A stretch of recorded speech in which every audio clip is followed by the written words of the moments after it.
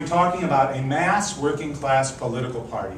In other countries in the world, there have historically existed labor parties, socialist parties, communist parties, etc., with all kinds of political problems. But there have been mass working class parties which could actually take the weight that workers had economically in the society and in some usually distorted way, but at least in some way give that political expression.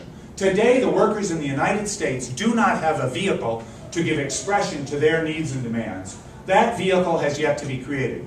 Is that vehicle the Socialist Party, of which I'm a candidate? Will I now tell you that? No. Preposterous. Is it the Green Party? No. Is it independent progressives that are running? No.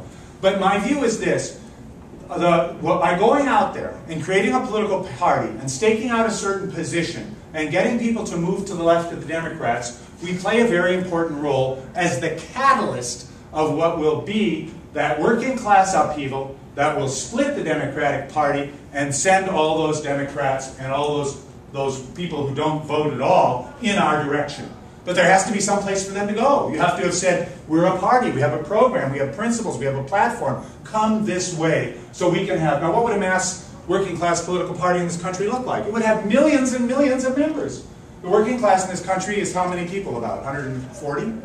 140 million people in the working class in this country. So if there was a big political party of workers, it might have in it 20, 30, 40, 50 million people. Enormous, to build that party. What an enormous task that is. Now, this may sound incredible to you. How could you talk about building such a party? Well, let me go back in history and give you what I think is the best American history example of this. I could give you examples from other places, but being as we're in America, let's talk about that. If we went back to the 1830s and 40s, in the 1830s and 40s in the United States, there were people who got together in private houses, often in churches, sometimes in universities, such as this one. Usually they were small religious schools, like Oberlin.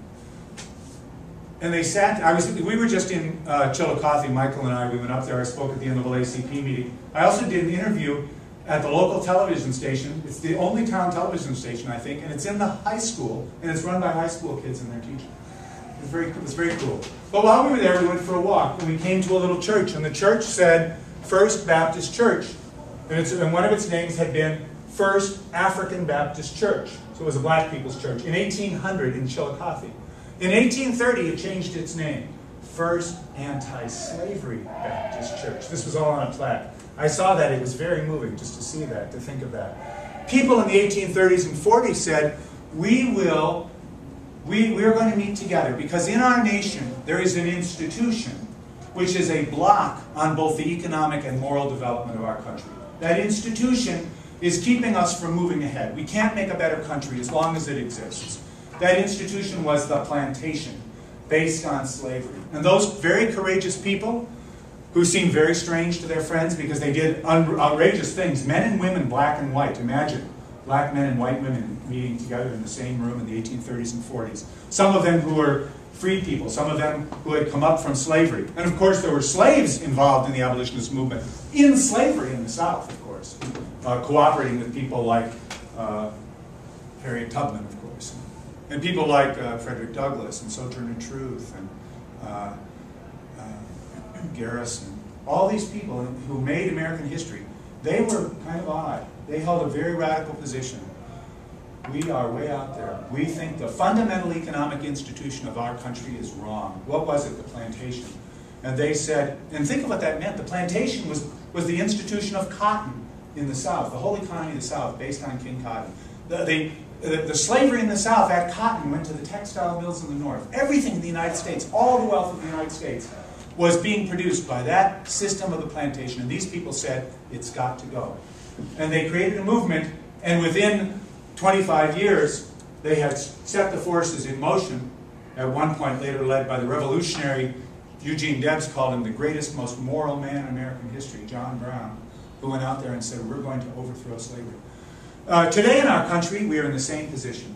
Our economic and moral development is blocked. We cannot be a moral country while we are under the control of the oil companies, of the manufacturing companies, of the banks and insurance companies. They must be abolished. The corporation, the fundamental economic unit of the United States, must be abolished. It is an abhorrent institution that blocks both our economic development to take care of that woman and her 2 kids, and it also blocks our moral development because it sends us to destroy the environment and to kill people by the hundreds of thousands in other countries. You cannot build a moral nation if you do those things. So we must transform this country. And we need to do it through a mass movement, but we also have to build a political alternative, and that's what my campaign's about. And that's what many of you are about.